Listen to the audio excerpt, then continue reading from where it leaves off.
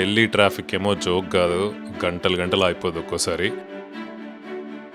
రివర్స్లో కూడా super fast వెళ్తారు వీళ్ళు.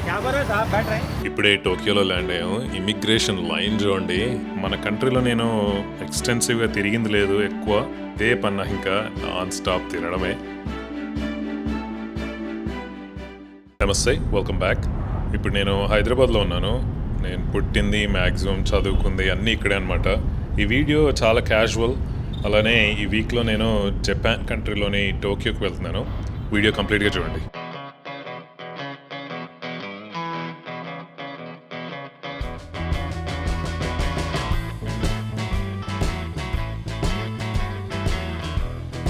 హైదరాబాద్కి నేను yearly at least once or twice వస్తూనే ఉంటాను. వచ్చిన ప్రతిసారి నాకు ఏదో ఒక డెవలప్మెంట్ జరుగుతూనే ఉంటుంది ఇక్కడ. ఓల్డ్ వైబ్ అనేది స్లోగా తగ్గిపోతుందేమో అనిపిస్తుంది ఒక్కొక్కసారి. బట్ డెవలప్మెంట్ మంచిదే, కానీ మనకి ఓవర్ డెవలప్ అయిపోతుందేమో అనే ఫీలింగ్ కూడా వస్తుంది ఒక్కొక్కసారి.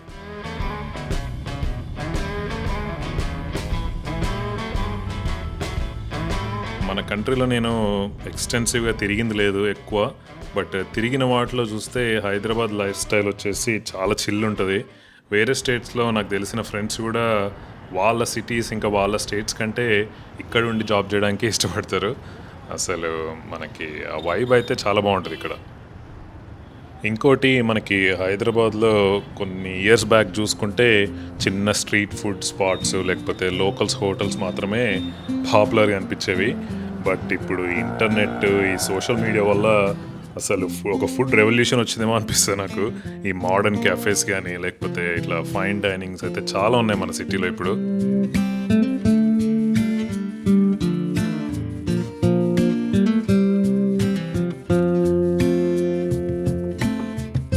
నేను ఇక్కడ ఉంటున్నప్పుడు మోటార్ సైకిల్స్ మీద సిటీ మొత్తం తిరుగుతూ ఉండే. ఇంకా మనకి ప్రతి స్ట్రీట్ లేకపోతే ప్రతి కార్నర్ తెలుసు అనే ఫీలింగ్ ఉంటుండే అప్పుడు.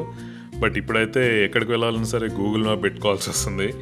అండ్ ఇంతకుముందు అసలు మనకు సిటీలో స్కై స్క్రేపర్స్ అనేవి కనిపించేవి కాదు. ఇప్పుడు టెక్ పార్క్స్, పెద్ద పెద్ద మాల్స్, పెద్ద పెద్ద బిల్డింగ్స్, సిటీ అంతా ఒక డిఫరెంట్ లోకంలాగా అయిపోయింది మొత్తం.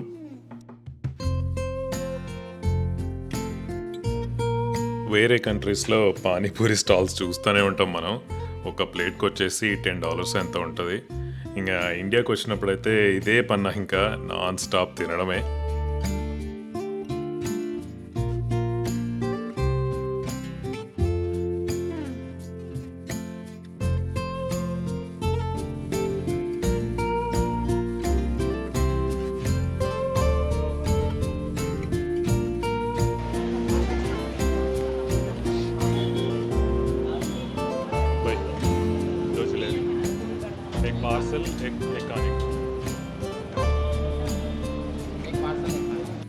గచ్చిబౌలిలో ఉంది ప్లేస్.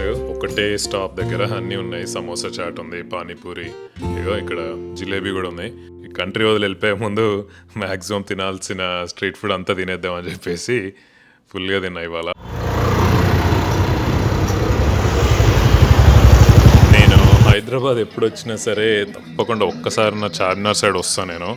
ఇక్కడ మనం షాపింగ్ అది ఏం చేయాల్సిన అవసరం లేదు. సరదా అట్లా వాక్ చేసుకుంటూ ఈవినింగ్ వెళ్ళినా కూడా చాలా బాగా అనిపిస్తుంది. పబ్లిక్ కానీ ఆ క్రౌడ్, ఆబ్వియస్గా ఈ ప్లేస్కి మొత్తం యాక్టివ్నెస్ కూడా అదే.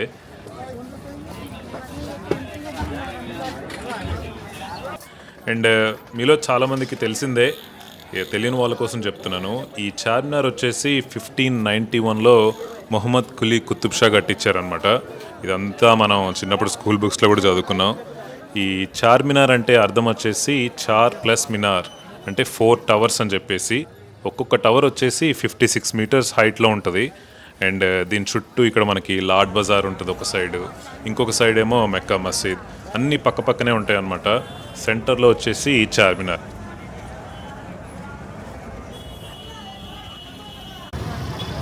ఇంత రాత్రి అయినా సరే ఇక్కడ ట్రాఫిక్ చూడండి.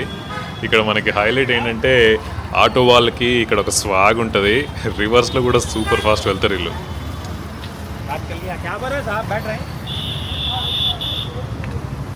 ఏరియా మొత్తం క్లోజ్ అయిపోతుంది ఇప్పుడే. చార్మినార్కి ఉన్న లైట్స్ కూడా ఆఫ్ చేశారు. ఈ చార్మినార్కి ఉన్న ఇంకొక ఫన్ ఫ్యాక్ట్ ఏంటంటే ఇది ప్లేగు వ్యాధి తర్వాత బిల్డ్ చేశారనమాట. లైఫ్‌కి ఒక ఫ్రెష్ స్టార్ట్ సింబల్ లాగా అనమాట ఇది. అందులో చాలా మంది చనిపోయారు కాబట్టి అప్పుడు. ఇది ఇక్కడ చూడండి రోడ్ల మీద ఎంత చెత్త ఉందో. చార్మినార్ అంటే హైదరాబాద్‌కి హార్ట్ లాగా ఇది ఒక ఐకానిక్ ప్లేస్ ఇది. ఈ మధ్యన చాలా టూరిస్టులు కూడా వస్తున్నారు ఇక్కడికి. బట్ మన సరౌండింగ్స్ మెయింటెనెన్స్ కూడా ఉంటే నెక్స్ట్ లెవెల్ ఉంటుంది ఇక్కడ అసలు. అంతా చూడండి అంతా ప్లాస్టిక్ కవరే. జిహెచ్ఎంసీ వాళ్ళు క్లీనింగ్ చేస్తున్నారు. ఇంక ఎంత చేసినా రేపు మళ్ళీ ఇదే పరిస్థితి. ఇంకా చార్మినార్ వచ్చాం కాబట్టి చాయ్ బిస్కెట్ మస్ట్ ఇక్కడ.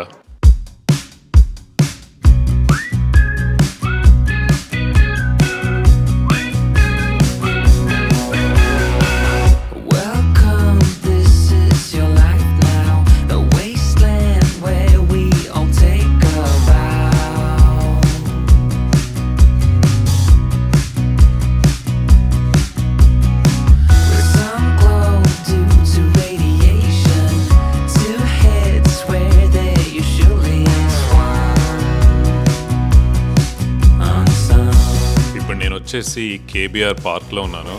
ఇన్ని ఇయర్స్గా హైదరాబాద్లో ఉన్నా కూడా ఇక్కడికి చాలా రేర్ అనమాట రావడం. బట్ వస్తే కానీ తెలిసింది ఈ ప్లేస్ ఎంత బ్యూటిఫుల్గా మెయింటైన్ చేస్తున్నారు. ఇక్కడ చెట్లు అయితే చాలా ప్లాంట్ చేశారు అండ్ బర్డ్స్ కూడా చాలా ఉన్నాయి. సర్ప్రైజింగ్గా పార్క్ కూడా చాలా క్లీన్గా ఉంది చూడండి.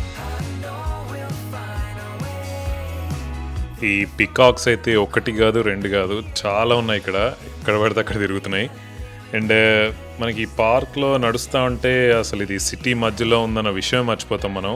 కానీ ఇది వచ్చేసి జూబ్లీ హిల్స్ బంజారా హిల్స్ పక్కనే ఉందన్నమాట.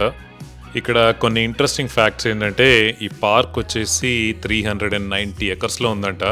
ఊహించుకోండి, అది సిటీ మధ్యలో 390 ఎకర్స్లో సిచ్యువేట్ అయింది పార్క్. అండ్ అలాగే ఈ పీకాక్స్ వచ్చేసి అట్లీస్ట్ ఈ ఇయర్ వచ్చేసి 565 పీకాక్స్ వీళ్ళు కౌంట్ చేశారంట. ఈ డీటెయిల్స్ అన్నీ కూడా ఫ్రంట్ గేట్ దగ్గర క్లియర్గా అవైలబుల్ ఉన్నాయి. చూడండి ఎన్ని ఉన్నాయో పీకాక్స్ ఇక్కడ.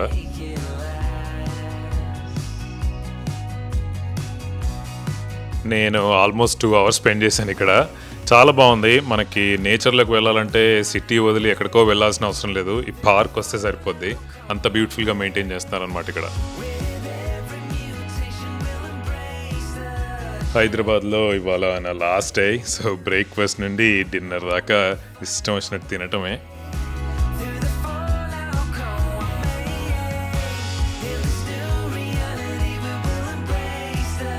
ఈ ప్లేస్ చూడండి మిలానో అంట. ఇది ఎప్పుడు ఓపెన్ చేశారో నాకు తెలియదు కానీ జనరల్గా ఇలాంటి ప్లేసెస్ అంటే నేను కొంచెం ఓవర్ రేటెడ్ అనుకుంటాను. బట్ ఈ ట్రిప్లో నేను సెకండ్ టైం రావటం. ఇక్కడ మ్యాకరన్స్ అయితే చాలా బాగుంటాయి. నా ఫ్లైట్ వచ్చేసి ఇవాళ మధ్యాహ్నం 12 గంటలకి శంషాబాద్ నుంచి ఢిల్లీ నుంచి టోక్యో అనమాట. ఎయిర్లైన్స్ ఏమో జపాన్ ఎయిర్లైన్స్. కానీ హైదరాబాద్ నుంచి ఢిల్లీకి వచ్చేసి కనెక్షన్ వచ్చేసి ఇండిగో అంట. ఫస్ట్ టైం నేను శంషాబాద్ ఎయిర్పోర్ట్లో ఇంటర్నేషనల్ ఫ్లైట్ తీసుకోవడం నాకు ఇంకా గుర్తుంది. అప్పటికి ఇప్పటికీ ఎయిర్పోర్ట్ చాలా చేంజ్ అయిపోతుంది. ఎవ్రీ ఇయర్ ఏదో ఒక ఇంప్రూవ్మెంట్ తోటి చాలా బాగా మెయింటైన్ చేస్తున్నారు. ఇక్కడ షాప్స్ కానీ లాంజెస్ కానీ. ఇంతకుముందు ఎయిర్పోర్ట్ అంటే ఫ్లైట్ కోసమే వచ్చేవాళ్ళం. ఇక్కడ చూడండి ఎన్ని షాప్స్ ఉన్నాయో.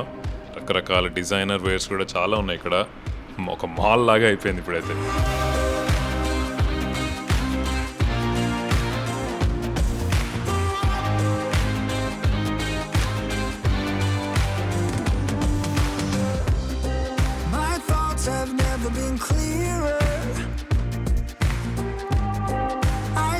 What you doing to me now? They lie, they steal, they fooled us. Deep down I probably knew this. I think I will be holding on. ఇప్పుడే నా ఫ్లైట్ ల్యాండ్ అయింది. టైం వచ్చేసి 2 PM అనమాట. నాకు next connecting flight వచ్చేసి టోక్యోకి సాయంత్రం 7:30కి. So నాకు రఫ్గా 5 to 6 hours ఉంది ఇక్కడ. సిటీలో ఎక్కడికైనా వెళ్దామంటే ఢిల్లీ ట్రాఫిక్ ఏమో జోక్ కాదు, గంటలు అయిపోదు ఒక్కోసారి. అందుకే ఇక్కడ ఎయిర్పోర్ట్ సెక్యూరిటీని అడిగితే ఆయన నీకు ఎయిర్పోర్ట్ చుట్టుపక్కల కూడా ఏముండవు, కనీసం ఫుడ్ కూడా దొరకదు మంచిది, పక్కనే పాలం అని చెప్పేసి ఒక ప్లేస్ ఉంది, అక్కడ అట్లీస్ట్ నీకు డీసెంట్ ఫుడ్ అన్న దొరుకుతుంది అంటే ఇప్పుడు అక్కడికి డైరెక్ట్ మెట్రో ఉందన్నమాట. ఇప్పుడు మెట్రో స్టేషన్కి వచ్చి సరదాగా అట్లా పాలం వరకు వెళ్ళేసి వద్దామని చెప్పి నా plan.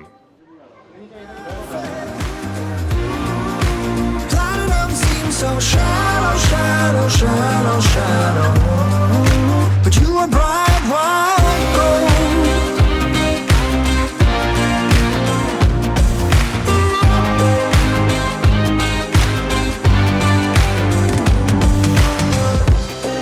They made us lose our focus. The very same hands 4-5 that hours ఎయిర్పోర్ట్లో ఏం చేస్తాం, అనవసరంగా టైం వేస్ట్ అని చెప్పేసి బయటకు వచ్చాను నేను. బయటేమో ఎండ దంచి కొడుతుంది. బట్ అట్లీస్ట్ నేను మళ్ళీ ఇండియాకి వచ్చే లోపు ఒక ప్రాపర్ ఇండియన్ మీల్ అన్నా తినొచ్చు కదా అని చెప్పేసి.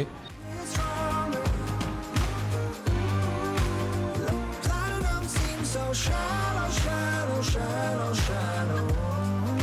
But you were bright white gold.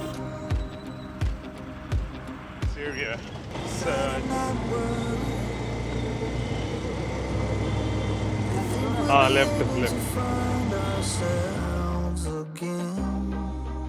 Blank expressions, empty words. Nothing can keep me away from you. Chills and chillies.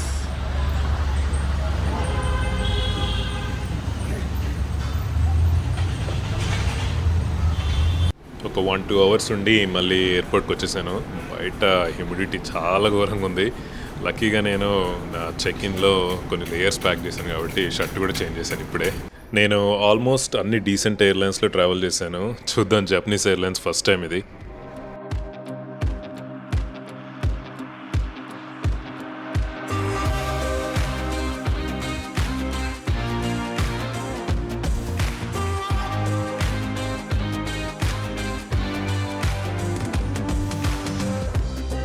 My thoughts have never been clearer. I see what you're doing to me now. They lie, they steal, they fooled us. Deep down, I probably knew. ఇప్పుడే టోక్యోలో land అయ్యాము. Immigration line చూడండి, ఇది నాకు almost 1 hour పట్టింది. జపాన్కి every year millions of tourist వస్తూ ఉంటారు, అందుకే అంతా. బట్ ఇప్పుడైతే అంత కన్ఫ్యూజింగ్ ఉంది. ఇక్కడి నుంచి నేను షిబుయాకి ఏ ట్రైన్ వెళ్తుందో చూసి అక్కడే నా హాస్టల్ బుక్ చేశాను అనమాట. But you were bright white